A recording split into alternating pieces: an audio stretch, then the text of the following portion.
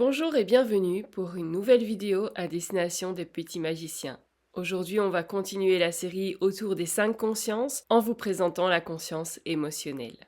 Petit message important avant de commencer, les conseils et les exercices que je vais vous partager ici s'adressent aux enfants qui ne présentent pas de troubles psychologiques, neurologiques, cognitifs ou moteurs spécifiques. Chaque enfant évolue à son propre rythme et certains peuvent avoir des besoins particuliers nécessitant un accompagnement adapté. Si vous avez des doutes sur le développement de votre enfant, n'hésitez pas à consulter un professionnel pour un soutien personnalisé. Les émotions, c'est comme la météo, mais à l'intérieur de nous. Parfois elle est ensoleillée, parfois elle est orageuse. Et si votre enfant apprenait à lire cette météo au lieu de la subir? Dans cette vidéo, on va parler de la conscience émotionnelle, un super pouvoir pour mieux se comprendre, s'apaiser et se relier aux autres.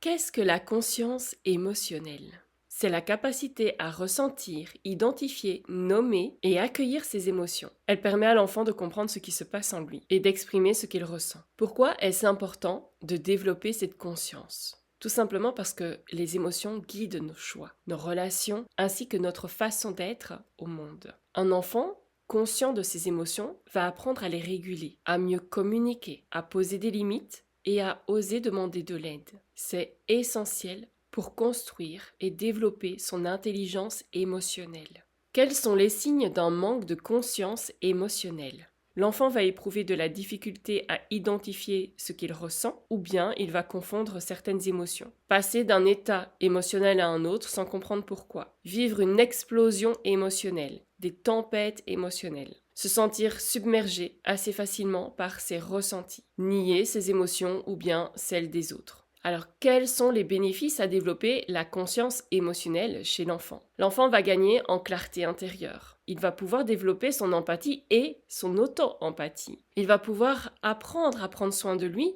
quand il va vivre quelque chose de difficile. Il va pouvoir mieux coopérer avec les autres et se relier plus facilement aux autres aussi. Et il va développer une meilleure relation à ses émotions, donc une plus grande confiance dans les émotions qu'il va pouvoir vivre et ressentir. Comment accompagner le développement de cette conscience ? Premièrement, on va poser des mots sur ce qu'il vit. Par exemple, tu as l'air triste, tu sembles inquiet, tu es en colère. On va utiliser des outils tels que la roue des émotions ou bien des cartes illustrées. On va, très important, valider les ressentis des enfants sans les juger. On peut aussi créer des rituels d'expression, par exemple la danse, le dessin, le théâtre. Et on va aussi pouvoir leur proposer des pauses émotionnelles. Par exemple, se reposer, s'isoler, se recentrer. Voici quelques pratiques et jeux afin de développer cette conscience émotionnelle chez vos enfants. Je vous propose le jeu des visages. Vous allez dessiner ou mimer des émotions à deviner. Deuxième jeu, créez un carnet de météo intérieur. Chaque jour, vous allez inviter votre enfant à définir soit une couleur ou un mot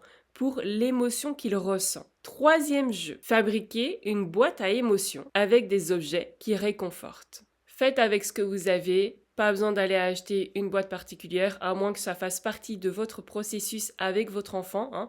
Faites cette démarche-là avec lui afin qu'il puisse s'engager pleinement dans ce processus. C'est très important qu'il se sente engagé dans cette démarche. Sinon, prenez une boîte que vous avez chez vous, customisez-la selon ses goûts, selon ce qui lui fait plaisir, selon ses intérêts, afin qu'il prenne du plaisir. C'est très important d'y mettre du plaisir pour que cette activité et que cet outil lui soit favorable dans cette autonomie émotionnelle. Comme ça, il aura plus de facilité à aller piocher les objets qu'il lui faut au moment où il en aura besoin, où il ressentira ce besoin.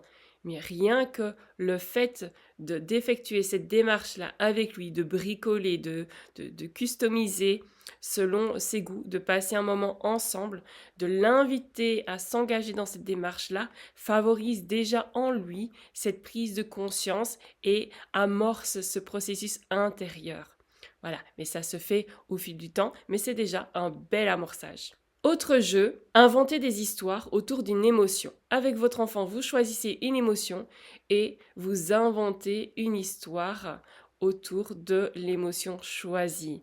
Vous faites aller votre créativité, votre imagination. Ne vous tracassez pas si vous êtes en panne d'inspiration.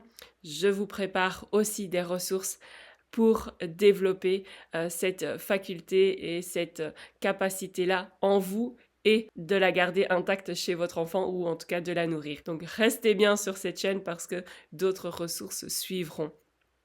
Mais laissez divaguer votre esprit, allez dans la fantaisie, allez chercher des éléments qui viendront éveiller et émerveiller les sens de votre enfant et qui activeront cette régulation émotionnelle et cette résilience émotionnelle. Et enfin, un dernier exercice, respirer avec les mains. Vous pouvez inviter votre enfant à inspirer en montant les mains et puis à expirer en descendant les mains. Voici les cadeaux que l'on offre à nos enfants en leur permettant de développer cette conscience dès leur plus jeune âge. On leur évite des débordements émotionnels à l'adolescence et à l'âge adulte. On leur évite de se replier sur eux-mêmes, de l'anxiété ou de l'hypersensibilité non régulée. On leur évite des difficultés relationnelles dues à un manque d'expression émotionnelle. On leur évite la somatisation. On leur évite des stratégies d'évitement ou de suradaptation. Quand on apprend à mieux ressentir ce qui se passe en soi, on est plus réceptif à ce qui se passe chez l'autre et on peut mieux les comprendre. Dans la prochaine vidéo, on parlera de la conscience relationnelle, cette capacité précieuse à entrer en lien avec justesse et construire des relations plus vivantes. Alors abonnez-vous à la chaîne pour ne pas manquer les prochaines sorties